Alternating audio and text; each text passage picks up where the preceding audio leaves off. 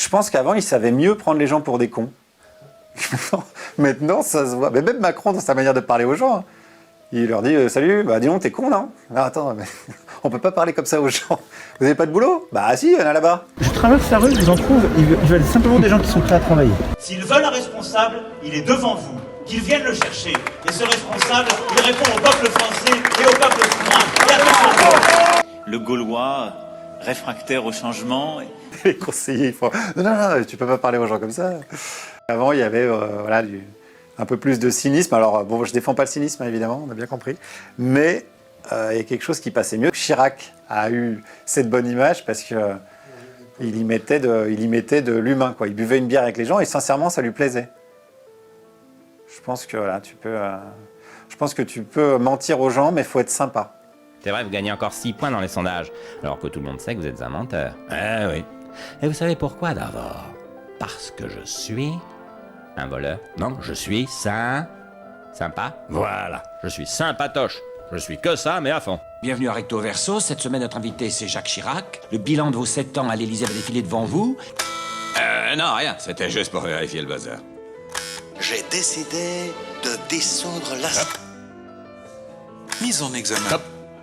Problème de la mairie de Paris avec sur les fonds secrets du RPR et photo appui pas voile vient l'examen et encore plein de conneries et mise en examen. Ah bah, voilà. C'est malin, c'est cassé, là. Bah, de toute façon, le bilan, les Français le connaissent. Hein. Je suis sympatoche. Et mon projet pour 2002, c'est d'être sympatoche pendant encore 5 ans. Merci. Vous êtes nuls, incapables, feignants et malhonnêtes.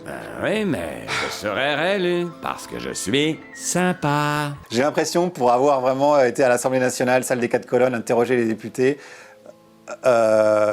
qu'avant, il y avait une espèce de vieille droite chiracienne, fin de RPR, tout ça, filloniste, tout ça, qui n'était pas dupe.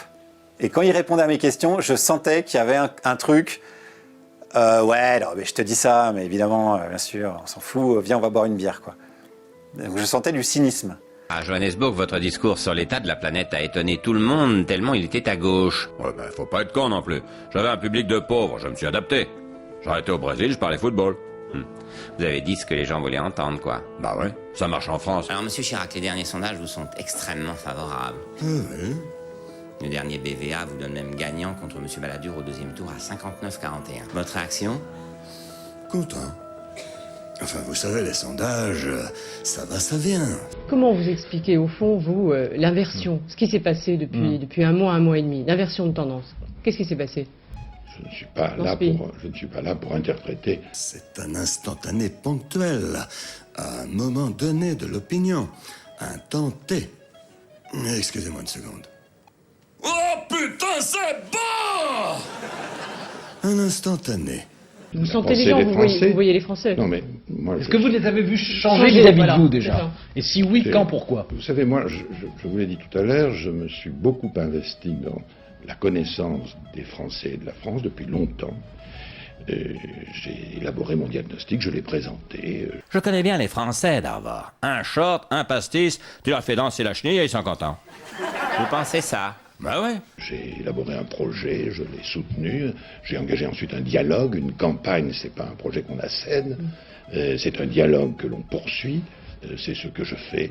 Les Français réagissent comme ils l'entendent. Et la chirocomania qui est à la mode, le ralliement de certaines personnalités, ça vous fait sourire ou ça vous éclaire sur la nature humaine? Non, c'est pas... je dirais que si des gens m'apportent leur soutien, j'en peux qu'en être très heureux, mais c'est ni mon objectif, ni mon problème. Mon problème, c'est un dialogue avec les Français, et c'est ce que je poursuis. Et c'est ce que je poursuivrai jusqu'au terme de la campagne. La campagne est encore longue, il faut raison garder, tête froide conserver, et sa bouche point trop n'ouvrir. Voilà, pile poil. Excusez-moi une seconde. Ouais, putain, je nique que couille molle! Avec les macronistes, je ressens plus de la bêtise. Je les sens parfois convaincus. Dire non, non, non, supprimer l'ISF, c'est excellent. Mais tu peux pas leur... tu vois, dans ma tête, je fais, mais non, enfin, À la limite, trouve-moi une formule pour me dire que oui, non, ils disent non, ça va relancer l'économie, comme ça les riches ils vont pas quitter, enfin tout l'éternel truc quoi, élément de langage, mais ils sont convaincus. Et je dis putain, mais et je trouve ça plus dangereux moi. Le nombre de gens contribuables qui ont payé l'ISF augmente chaque année, donc il n'y a pas une fuite. Vous avez 500 personnes, grosso modo, qui quittent la France, 170 millions d'euros de pertes par an. Et pour cette raison-là, on va réformer l'ISF et perdre 4 milliards. Je suis pas sûr que ces gens-là, s'ils payent moins d'impôts, ils vont investir dans des startups ou des petites entreprises. Je pense qu'ils vont racheter d'autres actions. Ça va faire monter le prix des actions, mais ça ne va pas profiter à l'investissement. Enfin, faut pas être complètement naïf. Les exonérations, même le CICE, les baisses de charges, elles n'ont pas favorisé l'investissement, c'est France Stratégie qui le dit, elles n'ont pas créé d'emplois, elles ont surtout augmenté les dividendes des actionnaires. La gestion de la crise du Covid, pour un humoriste, ça doit être caviar, non? Ouais. Ben, ouais, non, c'est caviar. Ils n'arrivent pas à dire qu'ils savent pas. Ils n'arrivent pas à dire non, mais désolé, de toute façon, c'est la merde. C'est-à-dire que tout le monde voit bien que c'est la merde, de toute façon. Les scientifiques se contredisent, il y a des variants qui déboulent d'on ne sait où. Donc, Castex, il arriverait en disant non, mais bon, on fait ce qu'on peut, c'est foireux, mais on ne peut pas faire autrement, on pense que c'est la meilleure solution, c'est ça. Au lieu de faire les kékés en disant non, mais c'est bon, on gère, vous inquiétez pas, tout va bien, je pense que ça passerait mieux, parce que tout le monde est capable de comprendre que de toute façon, on navigue à vue.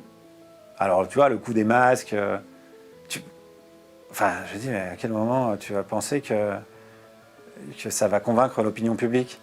Surtout pour dire l'inverse, enfin, tout ce qu'on a vu, quoi.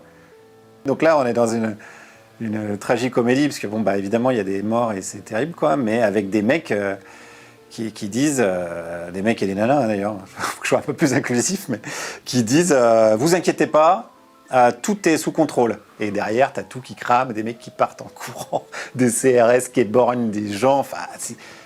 Et tout le monde le voit. C'est pas, il ne faut pas être journaliste d'investigation. Allez-vous-en, ne restez pas là. Circulez, il n'y a rien à voir ici. Tu as essayé de te mettre à la place de nos dirigeants ou de ceux sur le système financier? Oui, je me mets à leur place parce que c'est des êtres humains et que je crois que je suis un être humain. Donc eux aussi sont pris dans un truc de déterminisme. Enfin, j'imagine que quand tu vis à l'aise avec plein de pognon... t'es pas le mieux placé pour dire bon bah ouais non mais en fait il y en a qui le font mais bon c'est extrêmement rare. T'es pas le mieux placé pour dire bon bah on arrête les conneries et on redistribue. Enfin ça paraît logique. Ça c'est pour l'aspect financier. Pour l'aspect politique, je crois même que c'est plus grave que ça. C'est la structure qui fait que ce sont ces gens-là qui se retrouvent à ces postes-là. Moi j'en veux quasiment pas aux députés parce que quand t'es député ou même Macron quoi, on dit Macron démission mais c'est pas tant le problème. Si c'est pour remplacer par quelqu'un d'autre ça sera la même problématique. C'est-à-dire que je crois, en tout cas, quand tu t'engages en politique, quelles que soient les idées que tu as des convictions, tu as la jeunesse, tu vas, tu as la fougue, tu es militant de base, tu vas sur les marchés, machin, tout ça. Si tu commences à être sur un poste éligible, sur une place éligible sur une liste, et qu'on te dit, bah, tu sais, si tu veux gagner 2-3 places, peut-être ton discours là, il est un peu trop chelou, atténue un peu ça. Tu commences à faire des compromis, c'est ça que je veux dire. Plus tu vas monter, plus tu vas faire de compromis. Donc structurellement, tous ceux qui restent au plus haut niveau, ce sont les gens qui ont fait le plus de compromis. Donc forcément... compromis ou avaler des couleuvres? C'est pareil pour moi. Oui. Pour être à ces postes-là, la structure fait que tu as dû avaler des couleuvres, si tu veux. Si tu aimes bien filer la métaphore animalière.